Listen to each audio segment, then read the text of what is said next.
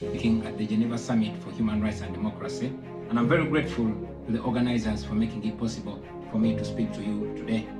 In 2022, I spoke about a country that I call home, Uganda, a nation of 50 million people living under the violent military dictatorship of General Museveni, who has for 40 years twisted the law and used the military to stay in power. I told you of how I ran for president against him in 2021, how it was the most violent political campaign yet, and how he massacred hundreds of our people on the 18th and 19th of November 2020. How he shut down the internet on the eve of the election, imprisoned me inside my home for weeks, and then declared himself winner of the 2021 presidential election. Now, it's 2026, and here I am again, speaking to you at the Geneva Summit.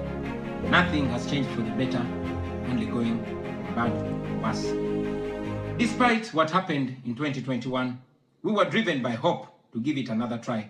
So in 2025, I announced that I was running for president again. For 112 days, I traveled across the country campaigning, and the population turned up overwhelmingly.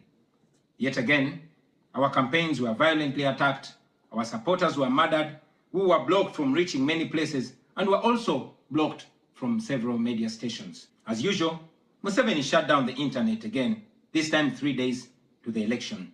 And what happened thereafter was not an election, but a military operation. The election was so rigged to the point that even at the polling station where Museveni voted for, he got much more votes than the actual registered voters in the register.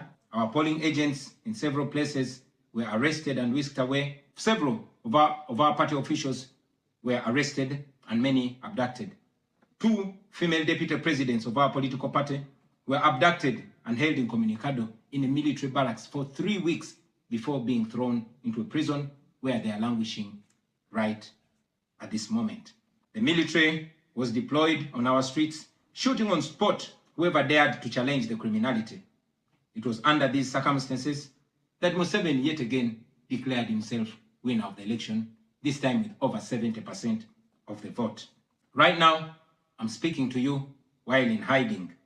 This is because as soon as the election was finished, Museveni's son, who is also chief of the Ugandan military, issued an order to take me to him, dead or alive. The military acted on his order and raided my home. They tortured my family members, humiliated and undressed my wife, accusing her of hiding me. Meanwhile, they were recording and taking pictures of her, which the military chief later on shared on Twitter and bragged about capturing my wife.